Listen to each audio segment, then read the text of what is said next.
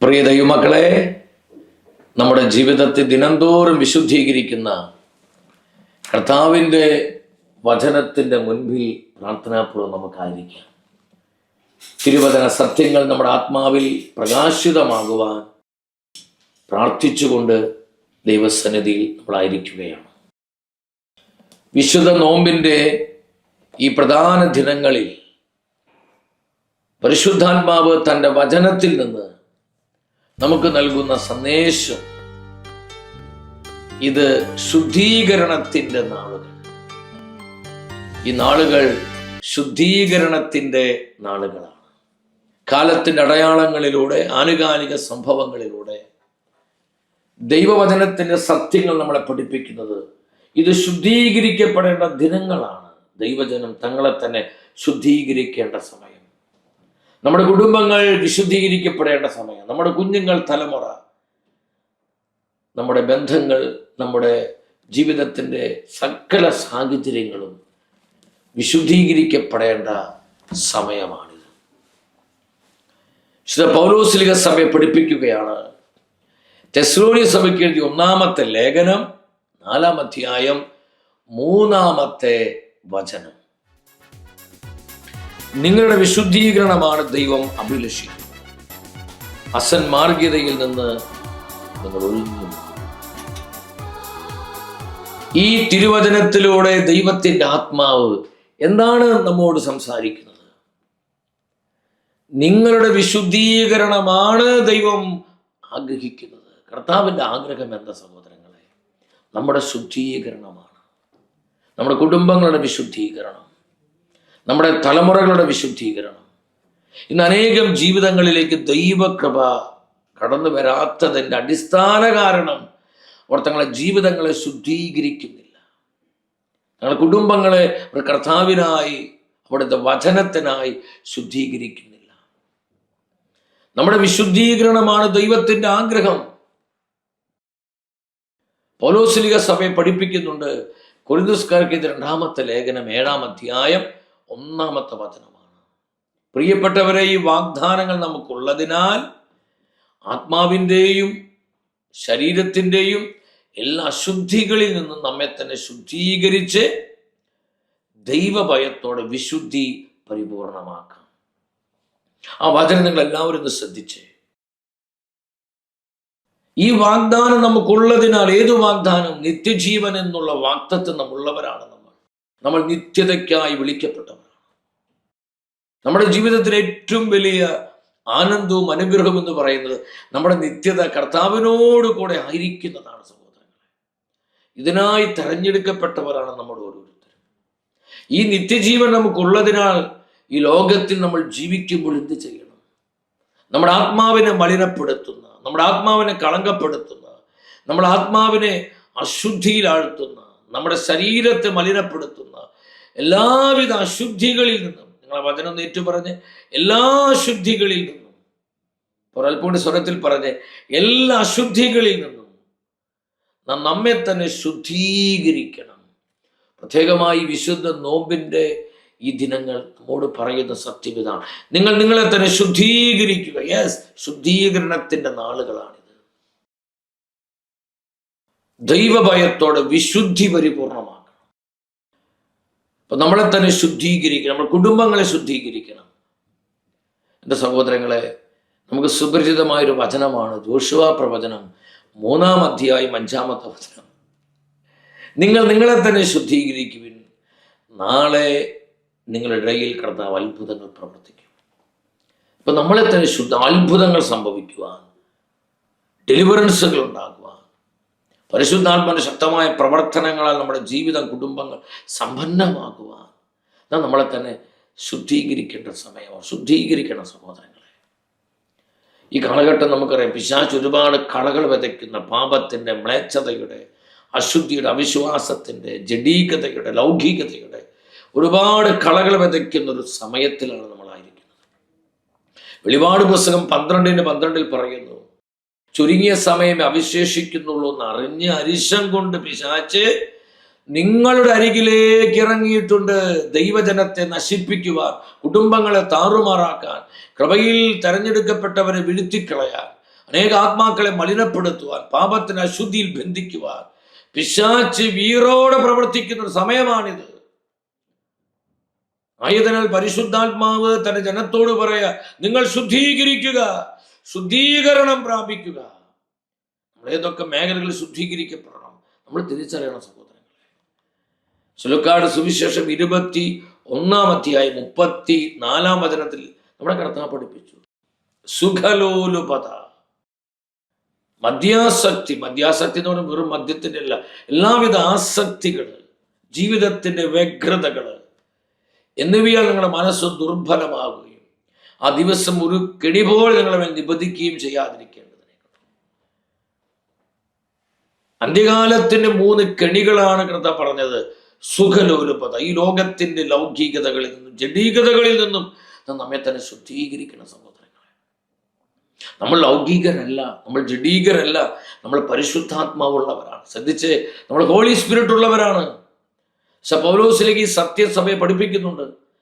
റോമാസഭയ്ക്ക് എഴുതിയ ലേഖനം 12 നിങ്ങൾ ലോകത്തോട് അനുരൂപരാകരുത്.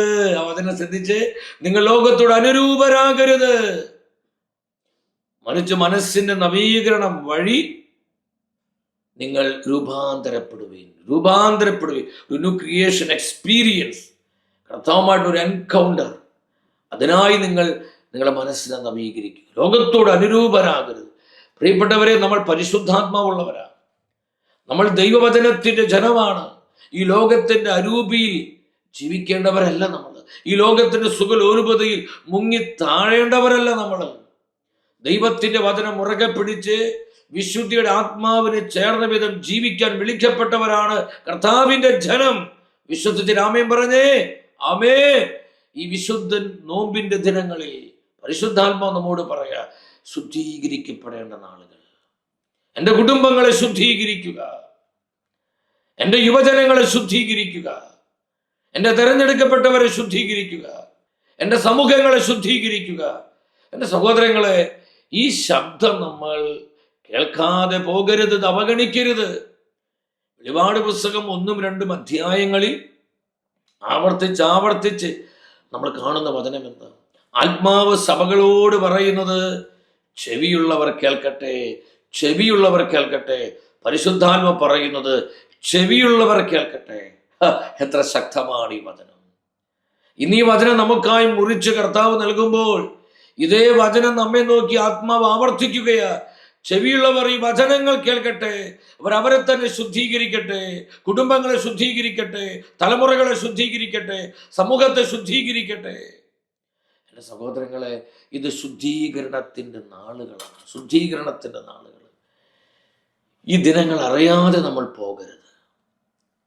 ദാനിയേൽ പ്രവചനം 12 വരുമ്പോൾ കാലത്തിന്റെ അടയാളങ്ങളെ കുറിച്ച് പ്രവാചകനെ പരിശുദ്ധാത്മ വെളിപ്പെടുത്തി കൊടുക്കുകയാണ്. അതിനവസാനത്തിൽ ആത്മാവ് പറഞ്ഞു, ഈ അടയാളങ്ങൾ കാണുമ്പോൾ ജ്ഞാനികൾ ഗ്രഹിക്കും. ഈ അടയാളങ്ങൾ കാണുമ്പോൾ അനേകർ തങ്ങളെ തന്നെ ശുദ്ധീകരിച്ച് വെണ്മയുള്ളവരാക്കും. ആ വചനം നിങ്ങൾ ശ്രദ്ധിച്ച് പല പ്രാവശ്യം വായിച്ച് ധ്യാനിച്ചിട്ടുള്ള വചനമാണ്. ഇന്ന് ലോകരാജ്യങ്ങൾ നടക്കുന്ന നമുക്കറിയാം, യുദ്ധങ്ങൾ, യുദ്ധക്കെടുതികൾ, പ്രകൃതിക്ഷോഭങ്ങള്, വിശ്വാസത്യാഗങ്ങൾ, മതപീഡനങ്ങള്, പാപമളച്ചതിന്റെ അതിപ്രസരങ്ങളും, പലവിധ അരാജകത്വങ്ങൾ എന്നു വേണ്ട എല്ലാവിധ തിന്മകൾ കൊണ്ട് ഈ സമൂഹം നിറഞ്ഞിരിക്കുകയാണ്. ഇത് അവിചാരിതങ്ങളല്ല പ്രിയപ്പെട്ടവരെ. കർത്താവിന്റെ ജീവനുള്ള വചനം നമ്മെ പഠിപ്പിക്കുന്ന സത്യം ഇതാണ്. നമ്മളിത് മനസ്സിലാക്കണം. നമ്മൾ നമ്മളെ തന്നെ ശുദ്ധീകരിക്കേണ്ട നാളുകൾ. അവർ അവരെ തന്നെ ശുദ്ധീകരിച്ച് വെണ്മയുള്ളവരാക്കുന്നു. പരിശുദ്ധാത്മാവുള്ള ദൈവവചനത്തിന്റെ നിറവുള്ള ഒരു ദൈവ പൈതൽ തന്നെ തന്നെ ശുദ്ധീകരിച്ച് വെണ്മയുള്ളവളാക്കി മാറ്റുന്ന കൃപയുടെ പരിശുദ്ധാത്മാവിന്റെ സമയമാണിത്. It is a time of the holy spirit. ഇത് പരിശുദ്ധാത്മാവിന്റെ സമയമാണ്, കൃപയുടെ സമയമാണ്. നമ്മളത് വിശ്വസിക്കണം സഹോദരങ്ങളെ. എന്നാൽ ദുഷ്ടർ ഇതൊന്നും ഗ്രഹിക്കുകയില്ല. അവിടെ നമ്മൾ മനസ്സിലാക്കേണ്ടത്, കഠിന ഹൃദയരെ, ലൗകിക മാനസരെ, ജഡിക പാപത്തിൽ പിശാച് ബന്ധിച്ച ആത്മാക്കൾക്ക് ഈ സത്യം ഗ്രഹിക്കാൻ പറ്റുകയില്ല. ഈ അടയാളങ്ങളുടെ ദൈവം തരുന്ന മുന്നറിയിപ്പുകൾ മനസ്സിലാക്കാൻ പറ്റുകയില്ല. അവർ ദുഷ്ടത പ്രവർത്തിച്ചു കൊണ്ടേയിരിക്കും, അവർ പാപം പ്രവർത്തിച്ചു കൊണ്ടേയിരിക്കും, അവർ അശുദ്ധിയിൽ ജീവിച്ചു കൊണ്ടേയിരിക്കും. എന്നാൽ ജ്ഞാനികൾ ഇതെല്ലാം ഗ്രഹിക്കും. പരിശുദ്ധാത്മാവുള്ളവർ, ദൈവവചനത്തിന്റെ സമൃദ്ധിയുള്ളവർ, കർത്താവിൻ്റെ മനസ്സറിയുന്ന ദൈവമക്കള്, അവരിതെല്ലാം ഗ്രഹിച്ച് തങ്ങളെ തന്നെ ശുദ്ധീകരിക്കും, വെണ്മയുള്ളവരാക്കും. എൻ്റെ സഹോദരങ്ങളെ, ഇതൊരു തമാശയായി നമുക്ക് തോന്നരുത്. ഒരു പാഴ്വാക്കായി നിങ്ങൾ ഈ വചനങ്ങളെ തള്ളിക്കളയരുത്. ഈ വിശുദ്ധ നോമ്പിന്റെ പുണ്യദിനങ്ങളിൽ മാത്രമല്ല, നമ്മുടെ ജീവിതത്തിന് അവസാന ശ്വാസം വരെ ഈ തിരുവചന സത്യങ്ങൾ മുറുകെ പിടിച്ചു വേണം ഒരു ദൈവ പൈതൽ ഈ ലോകത്തിൽ ജീവിക്കുവാൻ. സങ്കീർത്തകൻ നിലവിളിയോടെ പറഞ്ഞില്ലേ, കർത്താവേ എന്നെ കഴുകണമേ, അപ്പോൾ ഞാൻ വെണ്മയുള്ളവനാകും. ഈ സോപ്പ് കൊണ്ട് എന്നെ പൗത്രീകരിക്കണമേ, അപ്പോൾ ഞാൻ ശുദ്ധിയുള്ളവനാകും. എത്ര വലിയൊരു തിരിച്ചറിവാണ് ദാവീദിനുണ്ടായിരുന്നത്. എൻ്റെ സഹോദരി സഹോദരങ്ങളെ, ഈ സത്യം മനസ്സിലാക്കി നമ്മുടെ ജീവിതങ്ങളെ കർത്താവിനായി നമ്മൾ സമർപ്പിക്കണം. ഈ ലോകത്തിൻ്റെ അഴുക്കിലും അശുദ്ധിയിലും പെട്ട് നമുക്ക് ആത്മനാശം സംഭവിക്കരുത്. വെളിപാട് പുസ്തകം 22-ാം അധ്യായം 11-ാം വചനത്തിൽ വളരെ ശക്തമായൊരു വചനമുണ്ട്. പരിശുദ്ധ ബൈബിൾ അവസാനിക്കാൻ പോവാണ്. ഞാൻ പലപ്പോഴും ചിന്തിച്ചിട്ടുണ്ട്, ഈ അവസാന പുസ്തകത്തിൽ അവസാന അധ്യായങ്ങളിൽ അവസാന വാക്കുകളിലോട്ട് വരുമ്പോൾ എന്തുകൊണ്ടാണ് ഇത്രയും ശക്തമായ ഭാഷയിൽ പരിശുദ്ധാത്മാവ് ഈ വചനം നമുക്കായി നൽകിയിരിക്കുന്നത്? അവിടെ പറയാണ്, അനീതി പ്രവർത്തിക്കുന്നവർ ഇനിയും അനീതി പ്രവർത്തിച്ചു കൊള്ളട്ടെ. ആ വചനം നിങ്ങൾ ശ്രദ്ധിച്ച്, അനീതി പ്രവർത്തിക്കുന്നവർ ഇനിയും അനീതി പ്രവർത്തിച്ചു കൊള്ളട്ടെ. പാപക്കറ പുരണ്ടവൻ ഇനിയും പാപത്തിൽ ജീവിച്ചു കൊള്ളട്ടെ. ഞാൻ അതിശയിച്ചു പോയിട്ടുണ്ട് ഈ വചനം കണ്ട്. എന്തുകൊണ്ടാണ് പരിശുദ്ധാത്മാവ് ഇപ്രകാരം നമ്മോട് സംസാരിക്കുന്നത്? എന്താണ് ഈ വചനത്തിലൂടെ നമുക്ക് നൽകുന്ന സന്ദേശം? എന്താണ്?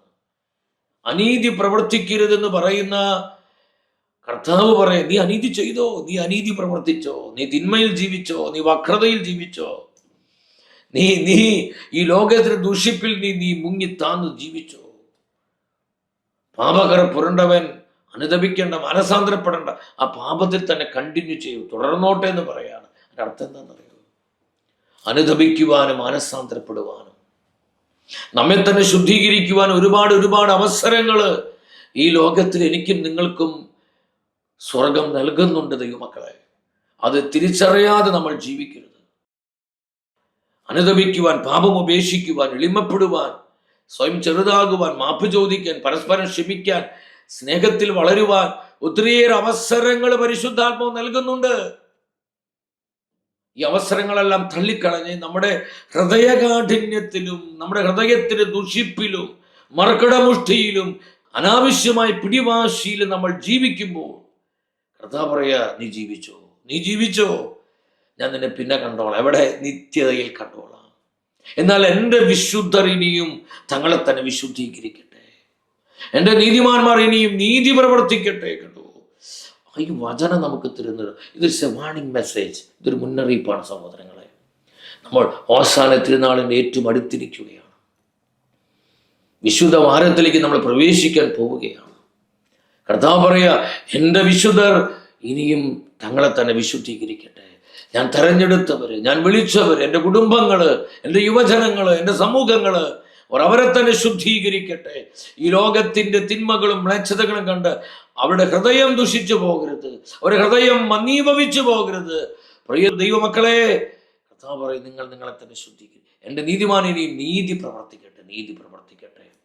ഈ തിരുവചന സത്യങ്ങൾ നമ്മുടെ ജീവിതത്തിലേക്ക് ഏറ്റെടുത്ത് ശുദ്ധീകരണത്തിൻ്റെ നാളുകളിൽ നമുക്ക് നമ്മളെ തന്നെ ശുദ്ധീകരിക്കാം. സകല പാപത്തെയും വിട്ടുകളഞ്ഞ് വിശുദ്ധിയുടെ ആത്മാവിൻ ചേർന്ന വിധം കർത്താവിനോട് ചേർന്ന് ജീവിക്കുന്നതിൻ്റെ ആനന്ദം അനുഭവിക്കാം.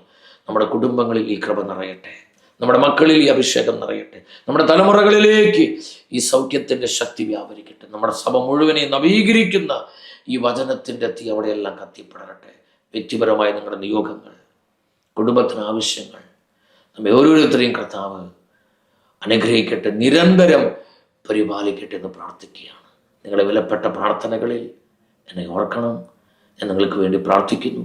നിങ്ങളെല്ലാ നിയോഗങ്ങളും ഒരിക്കൽ കൂടെ ദൈവകൃപയും ദൈവാനുഗ്രഹവും നേരുന്നു. ഈശോ എല്ലാവരെയും അനുഗ്രഹിക്കട്ടെ. ആമേൻ.